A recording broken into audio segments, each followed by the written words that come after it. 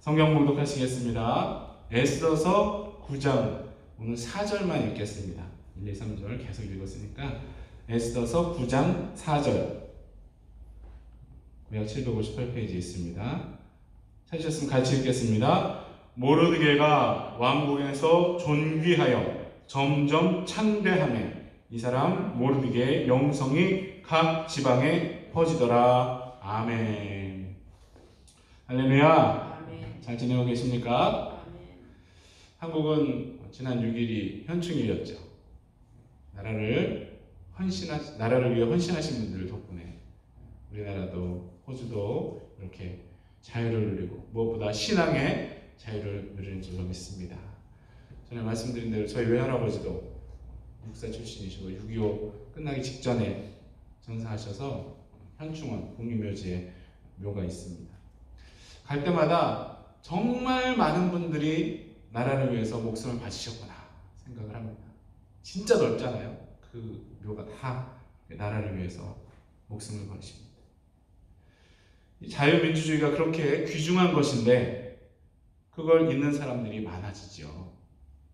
이 시장경제의 특성상 자꾸 빈익빈 부익부 이런 것이 심해지니까 사회주의를 동경하는 사람들 많아지지 않습니까?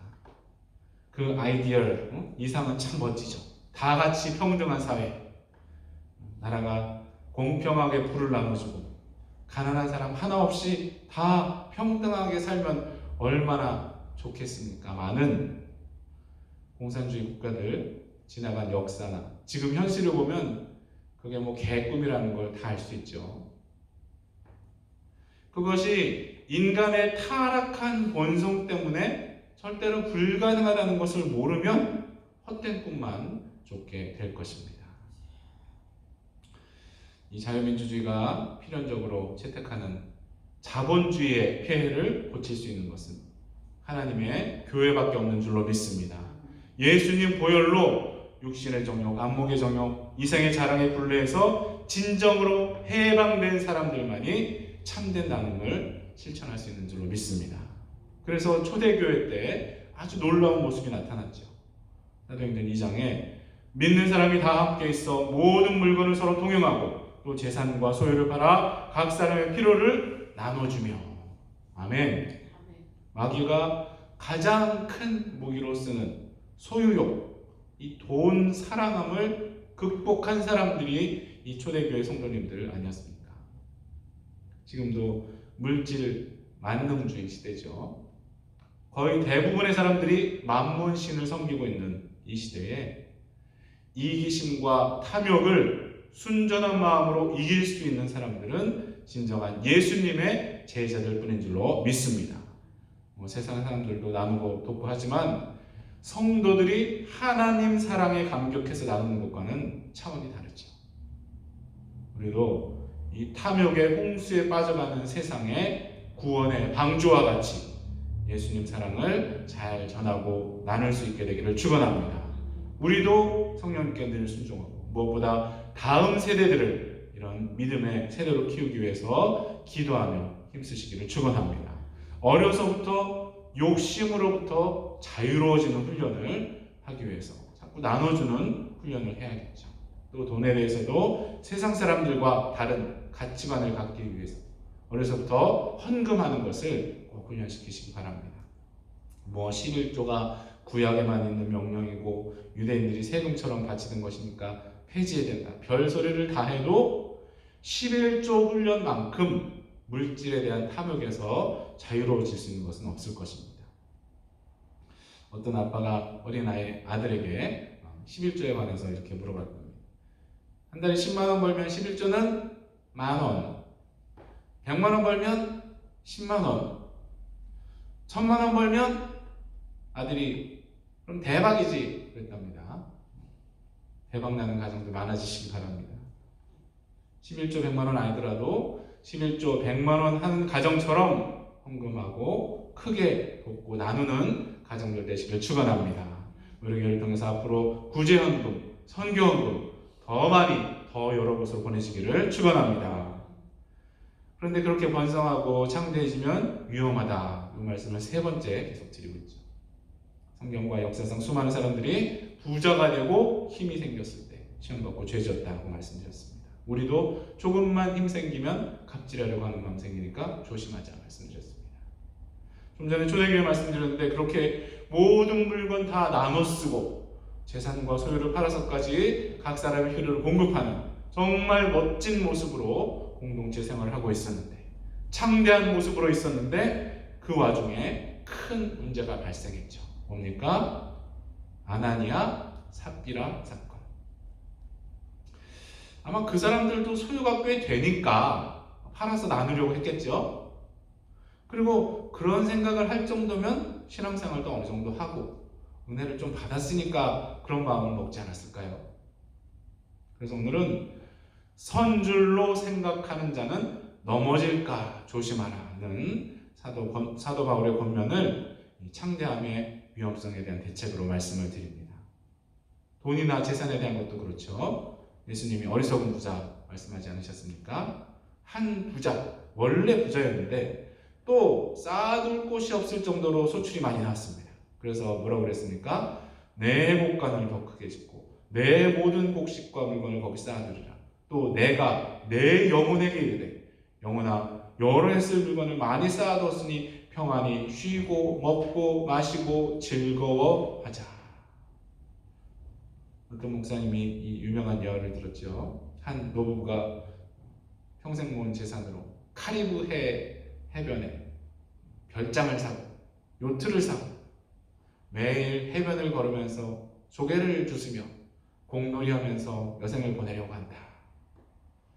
공놀이는 저도 참 좋아하는데, 같은 나이에 한 노 선교사 부부는 세계에서 가장 열악한 환경에서 그 땅의 사람들, 아이들 돌보고 복음 전하느라 정신 하나도 없이 노동자처럼 지낸다. 목사님이 첫 번째 부부를 정말 한심한 낭비라고 말을 하면서 그 재력과 시간과 건강을 자기들만을 위해 쓰는 것이 얼마나 어리석느냐라고 말했습니다. 성경의 어리석은 부자와 똑같지 않습니까? 여러분에게 혹시 나중에 이런 때가 오더라도 어리석은 부자 같은 선택하지 않으시기를 축원합니다. 내 곡식, 내 물건, 내 재산, 내 안락함과 내 편안함만 돌아보다가 넘어질지 모릅니다.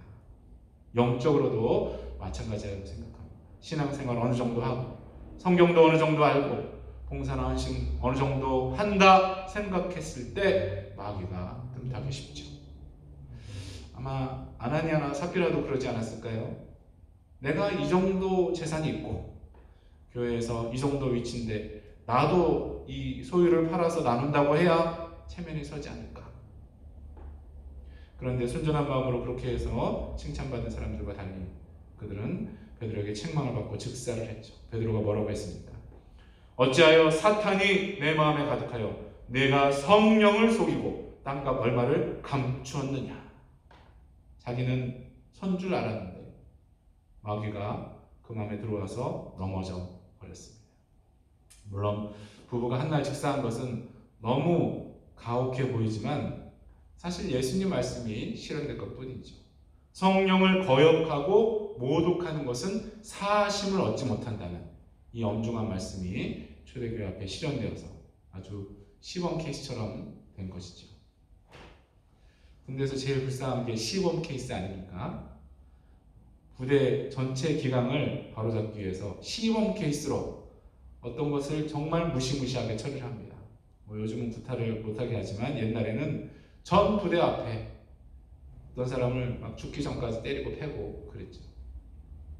아나니아 삽비라도 그런 케이스가 아닐까요? 진짜 두 마디도 못하고 즉사를 했으니 베드로같이 여러 번 돌이킬 기회를 받은 사람과는 비교할 수 없는 불쌍한 경우일 것입니다. 우리 교회 가족들 중에는 이런 경우가 하나도 없기를 바랍니다. 주일에 말씀드린 대로 재회, 세컨 찬스의 은혜가 우리 모두에게 있기를 바랍니다. 우선 넘어지지 않기 위해서 선줄로 생각하지 않기를 바랍니다.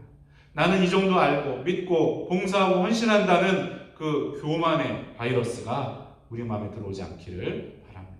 조금이라도 그런 증세가 나타나면 선줄로 생각하는 자는 넘어질까 조심하라. 이 약을 드시기 바랍니다. 아이고 이러다가 넘어지면 큰일 나지 하면서 우리의 부족함, 연약함을 돌아보시길 바랍니다.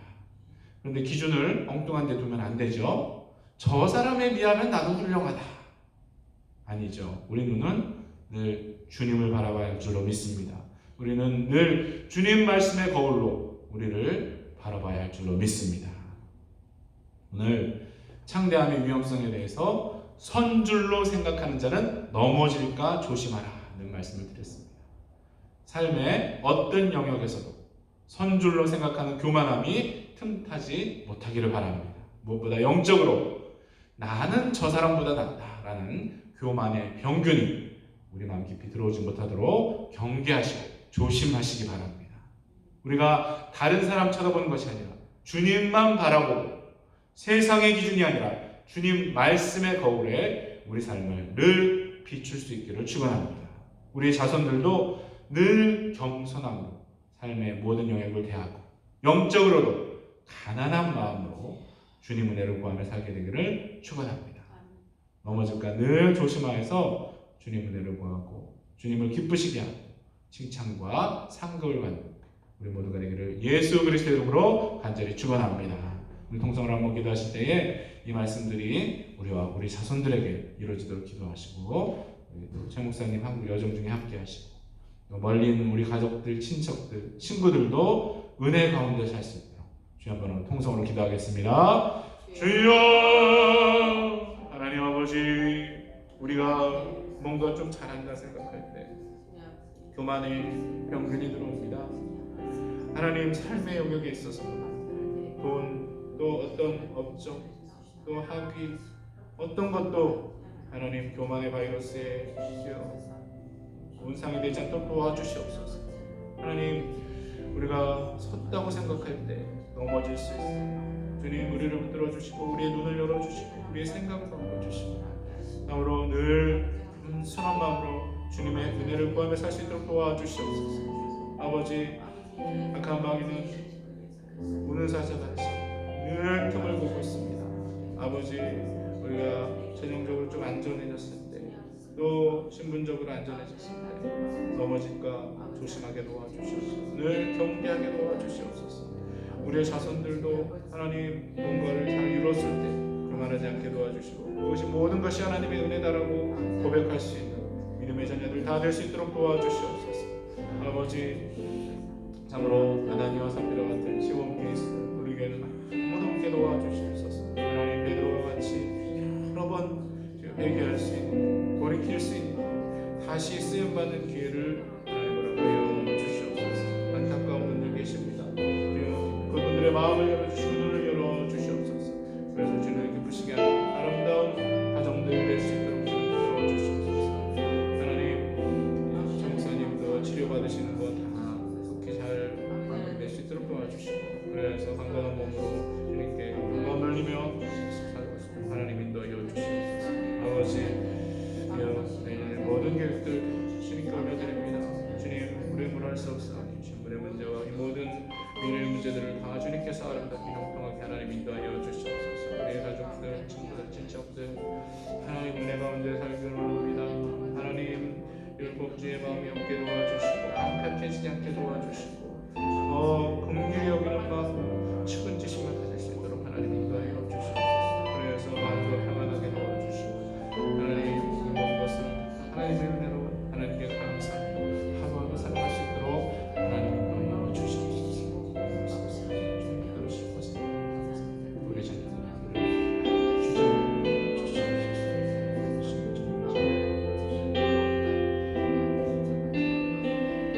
하나님 아버지, 감사드립니다. 오늘도 말씀을 생각하게 하시니 감사드립니다. 우리는 어리석은 부자같이 되지 않게 하여 주시옵소서. 아나니아 삽비라 같이 되지 않게 도와주시옵소서. 삶의 어느 부분인지 선줄로 생각지 않고 늘 겸손하게 대하게 도와주시고 무엇보다 영적으로 넘어질까 늘 경계하며 조심하게 도와주시옵소서. 우리의 눈과 마음이 주님을 향하게 도와주시고 우리 자손들도 주님 말씀이 그들 삶의 기준이 되게 하여 주시옵소서. 주 목사님 한국 여정에도 함께하여 주시옵소서. 멀리 있는 우리 가족 친지들에게 하나님 은혜를 베풀어 주시옵소서. 지금은 모든 것의 기준이 되시는 예수 그리스도의 놀라우신 은혜와 겸손한 자에게 은혜를 주시는 하나님 아버지의 영원하신 사랑과 우리가 넘어지지 않도록 도와주시는 성령님의 감동감화 인도하심, 어리석은 부자 같지 않기를 원하는 우리와 우리 자손들 온 교회 가족들 위해 지금부터 영원까지 함께 하시기를 예수 그리스도의 이름으로 간절히 축원하옵나이다. 아멘.